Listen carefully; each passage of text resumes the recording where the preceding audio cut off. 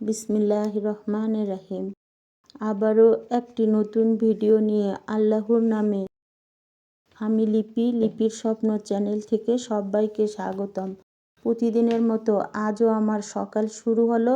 সকাল বলবো না ভোর বলবো বুঝতে পারছি না। ধরে নিন সকাল 5টা। সকালের যে কাজগুলো থাকে সেরে তাড়াতাড়ি চলে এলাম রান্নাঘরে। সে কি তাড়াহুড়া করে রান্না করলাম আমার হাজবেন্ডের জন্য, কারণ সে সকাল সকাল অফিসে যাবে। আবার এদিকে আমার ছেলে সকালবেলা ভাত খায় না, এজন্য ডিম সিদ্ধ করলাম। তারপর আমার রাজকন্যা মানে আমার মেয়ে, সে স্কুলে যাবে, তাকেও রেডি করে দিলাম।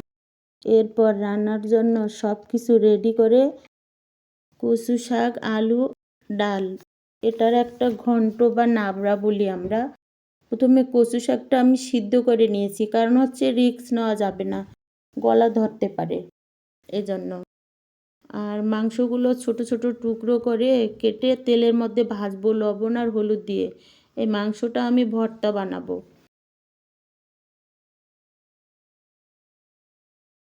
এই ভর্তাটা বানানোর জন্য হচ্ছে পেঁয়াজ, মরিচ, আদা কুচি, রসুন কুচি এগুলো দিয়েই ভর্তা বানাবো, এগুলো লাগবে।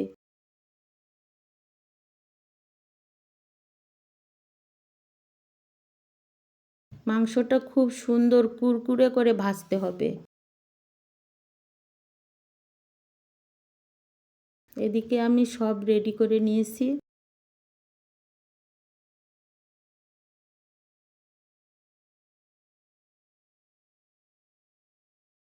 মাংসটা ভাজা হয়ে গেছে, আর হচ্ছে রসুন কাঁচামরিচটাও ভেজে নিয়েছি।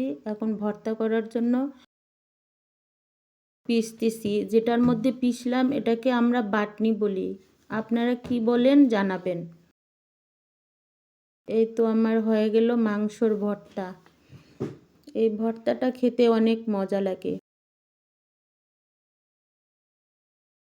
আমার ভিডিওটা ভালো লাগলে একটা লাইক আর সাবস্ক্রাইব করে আমার সাথে থাকবেন।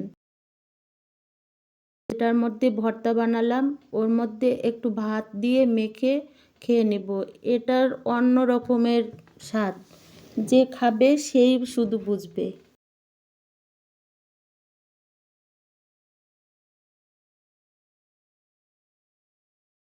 ভালো থাকবেন, আল্লাহ হাফেজ।